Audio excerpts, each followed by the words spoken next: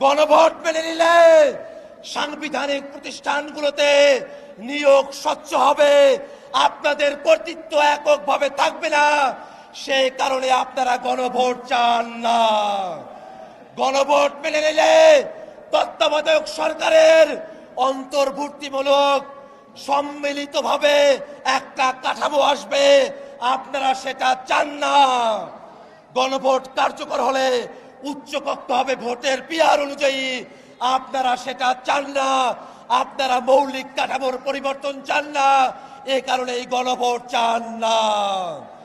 আমরা বলতে চাই, সংসদে আপনাদের সংখ্যাগরিষ্ঠতা থাকতে পারে, কিন্তু বাংলাদেশের জনগণ 70% সংখ্যাগরিষ্ঠতা নিয়ে রাজপথে আছে। এই জনগণকে কোনোভাবেই অমান্য করে আপনারা টিকে থাকতে পারবেন না।